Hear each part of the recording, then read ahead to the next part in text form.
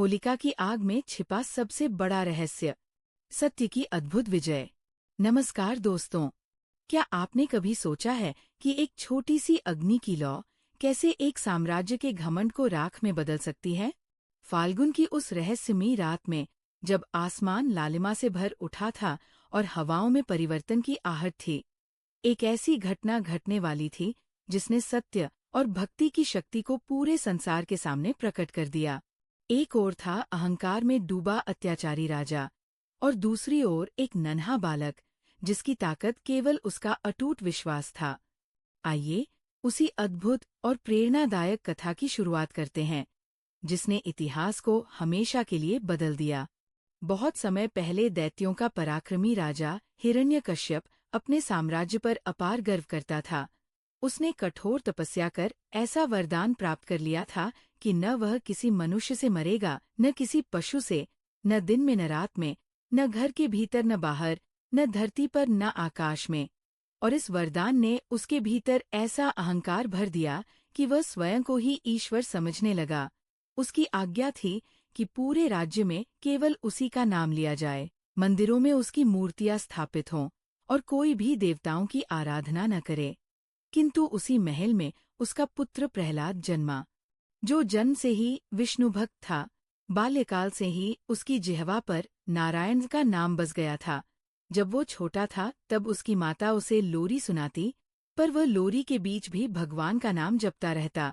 गुरु के आश्रम में भेजे जाने पर भी जब उसे राजनीति, युद्ध नीति और असुर परंपरा का ज्ञान दिया जाता तो वो हर उत्तर में ईश्वर की महिमा का ही वर्णन करता। ये बात धीरे धीरे राजा के कानों तक पहुंची। पहले तो उसे विश्वास नहीं हुआ कि उसका अपना पुत्र उसके आदेशों की अवहेलना कर सकता है। पर जब उसने स्वयं प्रहलाद को बुलाकर पूछा कि संसार का सबसे महान कौन है, तो प्रहलाद ने निडर होकर उत्तर दिया कि सबसे महान तो भगवान विष्णु हैं, जो समस्त सृष्टि के पालनहार हैं। ये सुनते ही हिरण्यकशिपु का चेहरा क्रोध से लाल हो उठा। उसने समझाया कि मैं ही सबसे बड़ा हूँ, मेरे अतिरिक्त किसी का नाम लेने की हिम्मत मत करना। पर बालक प्रहलाद के मन में न भय था न संशय। वह शांत स्वर में बोला कि पिताश्री, आप भी उसी परम शक्ति के अंश हैं, वही सच्चे ईश्वर है। यह सुनकर राजा ने उसे दंड देने का निश्चय किया। उसने सैनिकों को आदेश दिया कि प्रहलाद को ऊंचे पर्वत से नीचे फेंक दिया जाए ताकि उसका अंत हो जाए। सैनिक उसे लेकर गए, पर जैसे ही उसे नीचे गिराया गया, अदृश्य शक्ति ने उसे थाम लिया और वह सुरक्षित भूमि पर उतर आया। ये समाचार सुनकर राजा और अधिक क्रोधित हो गया। उसने विष से भरा प्याला उसके सामने रख दिया, किंतु प्रहलाद ने भगवान का स्मरण कर वह विष पी लिया और वह अमृत समान हो गया। कभी उसे विषैले सर्पों के बीच डाला गया, कभी हाथियों के पैरों तले कुचलवाने की कोशिश की गई, किंतु हर बार कोई अद्भुत चमत्कार होता और बालक सुरक्षित बच निकलता। महल में भय और आश्चर्य का वातावरण था। प्रजा फुसफुसाकर कहने लगी कि ये बालक साधारण नहीं, ईश्वर की विशेष कृपा इस पर है। हिरण्यकश्यप का अहंकार अब चुनौती में बदल चुका था। उसे लगा कि यदि उसने अपने पुत्र को नहीं रोका तो उसका साम्राज्य डगमगा जाएगा। उसने अपने दरबार में मंत्रियों से विचार विमर्श किया, पर कोई समाधान नहीं सूझा। तभी किसी ने सुझाव दिया कि उसकी बहन होलिका के पास अग्नि से न जलने का वरदान है। यदि वह प्रहलाद को गोद में लेकर अग्नि में बैठे तो बालक जल जाएगा और होलिका सुरक्षित निकल आएगी। ये योजना सुनकर राजा के चेहरे पर कुटिल मुस्कान आ गई। उसने तुरंत होलिका को बुलवाया। होलिका अपने भाई के प्रति अत्यंत निष्ठावान थी। उसे अपने वरदान पर पूर्ण विश्वास था। उसने गर्व से कहा कि अग्नि उसे छू भी नहीं सकती, बस आदेश दीजिए। राजा ने कहा कि प्रहलाद को समाप्त करना ही राज्य और कुल की रक्षा है। होलिका ने बिना देर किए सहमति दे दी। उधर प्रहलाद को जब ये समाचार मिला तो भी उसके चेहरे पर कोई भय नहीं था। वह जानता था कि जो कुछ होगा भगवान की इच्छा से होगा। नगर के बीचों बीच विशाल चिता सजाई गई, लकड़ियां ऊंची ऊंची लगाई गईं। चारों ओर असुर सैनिक खड़े थे। प्रजा दूर से ये दृश्य देख रही थी। कुछ के हृदय में करुणा थी, कुछ भयभीत थे कि यदि बालक बच गया तो राजा का क्रोध और भयानक हो जाएगा। संध्या का समय था। आकाश में लालिमा फैल रही थी। अग्नि प्रज्वलित की गई, लपटें ऊंची उठीं। होलिका ने अग्निरोधक वस्त्र धारण किए और प्रहलाद को अपनी गोद में लेकर अग्नि की ओर बढ़ी। उस क्षण भी प्रहलाद की आंखें बंद थीं और उसके होठों पर भगवान का नाम था। जैसे ही वे दोनों अग्नि के मध्य पहुंचे, तेज लपटों ने चारों ओर घेरा बना लिया। धुआं आसमान तक उठने लगा। लोगों ने सांस रोक ली। हिरण्यकशिपु गर्व से दृश्य देख रहा था। उसे लगा अब उसका विरोध समाप्त हो जाएगा, किंतु अग्नि की दिशा अचानक बदलने लगी। तेज हवा चली और होलिका का वरदान निष्फल होने लगा, क्योंकि वह अधर्म के कार्य में प्रयुक्त हो रहा था। अग्नि की ज्वालाएं उसी को घेरने लगीं, उसका वस्त्र जलने लगा। वह चिल्लाई पर अब बहुत देर हो चुकी थी। दूसरी ओर प्रहलाद शांत भाव से भगवान का स्मरण करता रहा। आश्चर्यजनक रूप से अग्नि की लपटें उसे छू भी नहीं पा रही थी, मानो कोई अदृश्य कवच उसकी रक्षा कर रहा हो। धीरे धीरे अग्नि शांत हुई और जब धुआं छंटा तो सबने देखा कि होलिका भस्म हो चुकी है और प्रहलाद सुरक्षित अग्नि के मध्य खड़ा है। उसके चेहरे पर दिव्य आभा थी। यह दृश्य देखकर प्रजा स्तब्ध रह गई। हिरण्यकशिपु का हृदय क्रोध और भय से कांप उठा। उसे पहली बार लगा कि उसके वरदान और शक्ति से भी ऊपर कोई शक्ति है, किंतु उसका अहंकार अभी टूटा नहीं था। वह इस चमत्कार को भी चुनौती मानकर और अधिक उग्र हो गया। और यहीं से उस महाकथा का अगला अध्याय प्रारंभ होता है, जिसमें सत्य और अहंकार का अंतिम संघर्ष होना शेष था।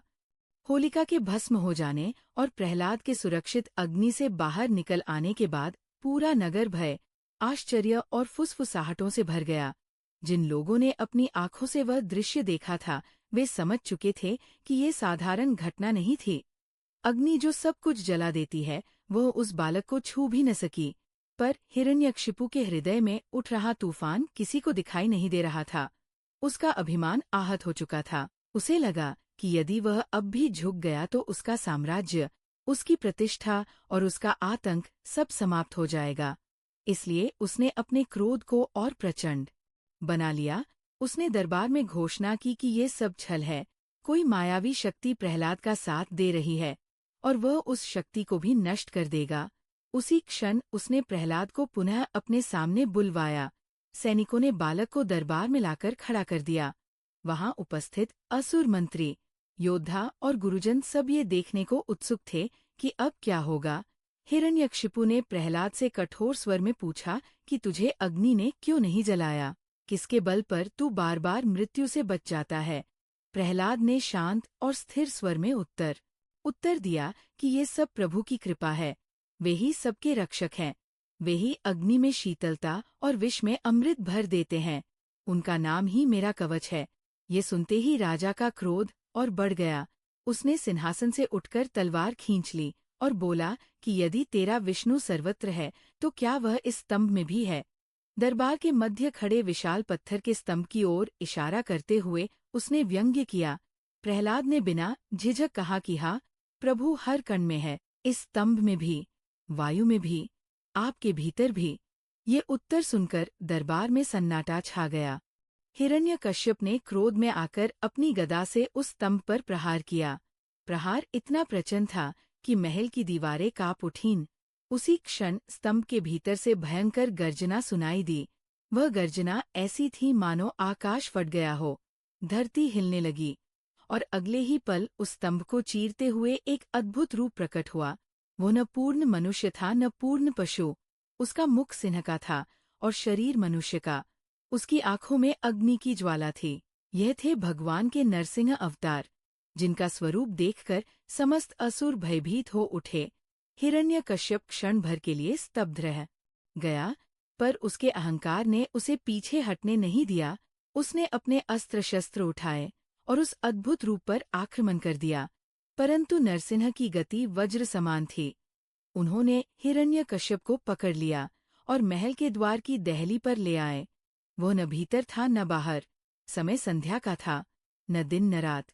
उन्होंने उसे अपनी जंघा पर बिठाया जो न धरती थी न आकाश, और अपने तीखे नखों से उसका वध कर दिया। इस प्रकार वरदान की हर शर्त पूर्ण हो गई और अधर्म का अंत हुआ। यह दृश्य देखकर देवता आकाश से पुष्प वर्षा करने लगे। प्रहलाद हाथ जोड़कर खड़ा था। उसकी आंखों में भय नहीं, केवल भक्ति और करुणा थी। उसने भगवान के उस उग्र रूप से प्रार्थना की कि वे शांत हों और संसार में शांति स्थापित करें। नरसिंह का क्रोध धीरे धीरे शांत हुआ। उन्होंने प्रहलाद को आशीर्वाद दिया और उसे राज्य सौंप दिया। प्रजा ने राहत की सांस ली। अत्याचार का अंत हो चुका था। प्रहलाद ने अपने शासन में धर्म, करुणा और न्याय को स्थापित किया। उसने कभी अपने पिता के प्रति द्वेष नहीं रखा, बल्कि उनके उद्धार के लिए भी प्रार्थना की। होलिका की घटना और हिरण्यकश्यप के अंत ने समस्त संसार को यह संदेश दिया कि चाहे अधर्म कितना ही शक्तिशाली क्यों न दिखे, सच्ची आस्था और सत्य की विजय निश्चित है। नगर में उस दिन से प्रतिवर्ष होलिका दहन की परंपरा आरंभ हुई। लोग अग्नि प्रज्वलित कर ये स्मरण करते कि अहंकार और अन्याय अंततः भस्म हो जाते हैं, और अगले दिन रंगों का उत्सव मनाया जाता जो प्रेम, भाईचारे और नई शुरुआत का प्रतीक बना। इस प्रकार उस भीषण संघर्ष के बाद धर्म की स्थापना हुई और प्रहलाद की कथा युगों युगों तक भक्ति और विश्वास का प्रकाश स्तंभ बन गई। किंतु इस कथा की गहराई केवल चमत्कारों में नहीं बल्कि उस अडिग विश्वास में है जिसने एक बालक को मृत्यु के सामने भी अडिग रखा, और यही विश्वास आगे आने वाली पीढ़ियों के लिए प्रेरणा बना। हिरण्यकश्यप के अंत और नरसिंह भगवान के प्रकट होकर पुनः अंतर्धान हो जाने के बाद महल और पूरा राज्य जैसे किसी भीषण तूफान के बाद की शांति में डूब गया। पर वो शांति साधारण नहीं थी, वह परिवर्तन की शांति थी, जिसने एक युग का अंत और दूसरे युग की शुरुआत देखी थी। प्रहलाद अभी भी उसी दहली के निकट खड़ा था जहां उसके पिता का अंत हुआ था। उसके मन में न क्रोध था न प्रतिशोध, केवल करुणा थी। उसने अपने नेत्र बंद कर प्रभु से प्रार्थना की कि उसके पिता को भी मोक्ष प्रदान हो, क्योंकि वे अज्ञानवश अधर्म के मार्ग पर चले थे। यह दृश्य देखकर वहां उपस्थित देवताओं और ऋषियों के हृदय में भी करुणा जागी। प्रहलाद को राज सिंहासन पर बैठाने की तैयारी आरंभ हुई, किंतु वह बालक जिसने अग्नि, विष, पर्वत और हाथियों का सामना किया था, उसके भीतर राजसत्ता का मोह नहीं था। उसने विनम्रता से कहा कि यदि यह प्रभु की इच्छा है तो वह प्रजा की सेवा को ही अपना धर्म मानेगा। और इस प्रकार उसका राज्याभिषेक हुआ। राज्य में चारों ओर दीप प्रज्वलित किए गए, परंतु उसी समय नगर के बाहर उस स्थान पर जहां होलिका भस्म हुई थी, लोग एकत्र हुए। वे उस अग्नि की राख को देखते और चर्चा करते कि कैसे एक वरदान भी अधर्म के लिए उपयोग होने पर व्यर्थ हो जाता है। धीरे धीरे यह परंपरा बन गई कि उस घटना की स्मृति में हर वर्ष फाल्गुन मास की पूर्णिमा की रात्रि में अग्नि प्रज्वलित की जाए। लोग लकड़ियां एकत्र करते, सूखी टहनियां रखते और उस अग्नि के चारों ओर परिक्रमा करते हुए ये संकल्प लेते कि वे अपने भीतर के अहंकार, ईर्ष्या, द्वेष और अन्याय को भी उसी अग्नि में समर्पित करेंगे। प्रहलाद स्वयं भी उस अग्नि के निकट खड़े होकर लोगों को समझाते कि सच्ची विजय बाहरी शत्रु पर नहीं, बल्कि अपने भीतर के अंधकार पर होती है। उसने अपने राज्य में यह व्यवस्था की कि कोई भी किसी पर अपने विश्वास को थोपे नहीं, हर व्यक्ति को अपने आराध्य की पूजा करने की स्वतंत्रता हो। ये परिवर्तन प्रजा के लिए नया था, क्योंकि वे वर्षों तक भय और अत्याचार में जीते आए थे। धीरे धीरे राज्य में समृद्धि लौटने लगी, खेतों में हरियाली छाने लगी, व्यापार बढ़ने लगा और लोगों के चेहरों पर मुस्कान लौट आई। किंतु प्रहलाद के मन में सदैव वो क्षण जीवित रहा जब अग्नि की लपटों के बीच भी उसने भय नहीं महसूस किया था। वह अक्सर बच्चों को एकत्र कर उन्हें अपनी कथा सुनाता, पर वह कभी चमत्कारों का गर्व नहीं करता। वह केवल यह कहता कि जब मन में अटूट विश्वास हो तो सबसे बड़ी अग्नि भी शीतल हो जाती है। वह बताता कि होलिका की त्रासदी ये नहीं थी कि वह जली, बल्कि यह थी कि उसने अपने वरदान का उपयोग अधर्म के लिए किया, और यही कारण है कि उसका अंत हुआ। इस शिक्षा ने लोगों के हृदय में गहरी छाप छोड़ी। समय बीतता गया, प्रहलाद की कीर्त दूर दूर तक फैलने लगी। ऋषिमुनि उसके राज्य में आने लगे और धर्म, ज्ञान तथा भक्ति का प्रचार होने लगा। होलिका दहन की रात अब केवल एक घटना की स्मृति नहीं रही, वह एक प्रतीक बन गई बुराई के दहन का, और अगले दिन रंगों का उत्सव इस बात का प्रतीक बना कि जीवन में चाहे कितनी भी कठिनाइयां आए, अंततः प्रेम और उल्लास ही विजयी होते हैं। बच्चे एक दूसरे पर रंग डालते और हंसी खुशी का वातावरण बनाते, मानो वे ये घोषणा कर रहे हों कि अब भय का युग समाप्त हो चुका है। प्रहलाद दूर खड़े यह दृश्य देखते और उनके नेत्रों में संतोष की चमक होती, क्योंकि उन्हें पता था कि उनके जीवन की परीक्षा व्यर्थ नहीं गई। उनकी भक्ति ने न केवल उन्हें बचाया बल्कि पूरे राज्य को नई दिशा दी। और इसी प्रकार ये कथा केवल एक परिवार की कहानी न रहकर समस्त मानवता के लिए प्रेरणा बन गई, जो आज भी हर वर्ष होलिका दहन की अग्नि और होली के रंगों में जीवित है और आने वाले युगों तक जीवित रहेगी। समय बीतता गया, पर उस एक रात की अग्नि की स्मृति कभी धुंधली नहीं पड़ी। राज्य में हर वर्ष फाल्गुन पूर्णिमा आते ही लोग उत्साह और श्रद्धा के साथ एकत्र होने लगे। नगर के चौक में विशाल चिता सजाई जाती, बच्चे सूखी टहनियां इकट्ठा करते, स्त्रियां मंगलगीत गाती, वृद्ध लोग उस घटना को याद कर नई पीढ़ी को समझाते कि ये केवल लकड़ियों का ढेर नहीं बल्कि हमारे भीतर की बुराइयों का प्रतीक है, जिन्हें हमें स्वयं जलाना है। प्रहलाद अब युवा और परिपक्व राजा बन चुके थे, पर उनके चेहरे पर वही शांति और वही भक्ति झलकती थी। वे होलिका दहन की अग्नि के सामने खड़े होकर मन ही मन प्रार्थना करते कि किसी के भीतर अहंकार इतना न बढ़े कि वो सत्य को पहचान ही न सके। वे यह भी कहते कि उनके पिता हिरण्यकशिपु मूलतः दुष्ट नहीं थे, बल्कि शक्ति और वरदान के गर्व ने उन्हें अंधा कर दिया था, और यही कारण है कि उन्होंने धर्म का मार्ग छोड़ दिया। इस स्वीकारोक्ति में एक गहरी करुणा थी, जो केवल सच्चे भक्त और सच्चे राजा के हृदय में ही हो सकती है। प्रहलाद ने अपने शासन में न्याय, दया और समानता को इतना सुदृढ़ किया कि दूर दूर के राज्य भी उनसे प्रेरणा लेने लगे। होलिका की घटना अब केवल एक त्रासदी नहीं रही, वह चेतावनी बन गई कि वरदान, शक्ति और ज्ञान तभी सार्थक हैं जब उनका उपयोग धर्म के लिए हो, अन्यथा वही शक्ति विनाश का कारण बन जाती है। हर वर्ष जब अग्नि प्रज्वलित होती तो लोग एक स्वर में ईश्वर का स्मरण करते और अपने भीतर छिपे क्रोध, ईर्ष्या, लोभ और द्वेष को उस अग्नि को समर्पित करने का संकल्प लेते। अग्नि की लपटें आकाश को छूतीं और ऐसा प्रतीत होता मानो वे ये संदेश दे रही हों कि अंधकार चाहे कितना भी गहरा क्यों न हो, एक छोटी सी ज्योति उसे मिटा सकती है। अगली सुबह जब रंगों की वर्षा होती, बच्चे और युवा एक दूसरे को रंग लगाते, तो वह केवल उत्सव नहीं बल्कि जीवन की विजय का प्रतीक होता, मानो वे कह रहे हों कि कठिनाइयों की रात के बाद खुशियों की सुबह अवश्य आती है। प्रहलाद अक्सर राजमहल की ऊंची बालकनी से यह दृश्य देखते और उनकी आंखों में कृतज्ञता के आंसू आ जाते। उन्हें याद आता कि कैसे उन्होंने अग्नि की लपटों के बीच भी भय नहीं बल्कि विश्वास महसूस किया था। वही विश्वास आज पूरे राज्य की शक्ति बन चुका था। धीरे धीरे वर्षों के साथ उनकी कथा दूर देशों तक फैल गई। ऋषिमुनि इसे यज्ञों में सुनाने लगे, माताएं अपने बच्चों को ये कहानी सुनाकर सिखाने लगी कि सच्ची भक्ति में अद्भुत शक्ति होती है। और इस प्रकार होलिका और प्रहलाद की कथा केवल एक इतिहास, एक घटना न रहकर एक शाश्वत संदेश बन गई, जो हर युग में, हर समाज में ये याद दिलाती है कि अहंकार का अंत निश्चित है और सत्य की विजय अवश्य होती है। और अंततः यही इस कथा का सार है कि ईश्वर के प्रति अटूट विश्वास, धैर्य और धर्म का मार्ग ही जीवन की सबसे बड़ी ढाल है। वही अग्नि को शीतल बना सकता है, वही विष को अमृत में बदल सकता है और वही मानव को भय से मुक्त कर सकता है। इस प्रकार होलिका की ज्वाला में केवल एक असुरनी नहीं जली, बल्कि अधर्म, अहंकार और अन्याय की वह चिंगारी भी भस्म हुई जिसने संसार को भय में जकड़ रखा था।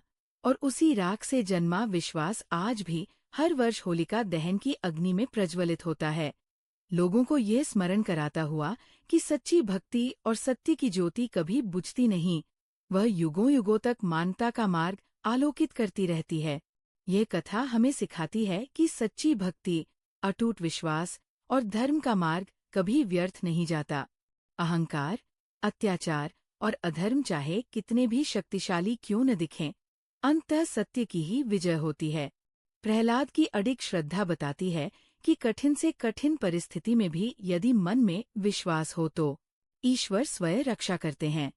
होलिका दहन हमें प्रेरणा देता है कि हमें अपने भीतर के क्रोध, ईर्ष्या और घमंड को जलाकर प्रेम, धैर्य और सदाचार को अपनाना चाहिए। यही इस पौराणिक कथा का अमर संदेश है। अगर ये प्रेरणादायक कथा आपके दिल को छू गई हो, तो अपने जीवन में भी विश्वास की ज्योति जलाए रखें। सच्ची भक्ति और सत्य की शक्ति को आगे बढ़ाने के लिए इसे लाइक करें, कमेंट में जय श्री नारायण लिखें और अपने प्रियजनों के साथ शेयर जरूर करें। आपका एक छोटा सा सहयोग ऐसी दिव्य कथाओं को और लोगों तक पहुंचाने की प्रेरणा देता है। जय श्री नारायण।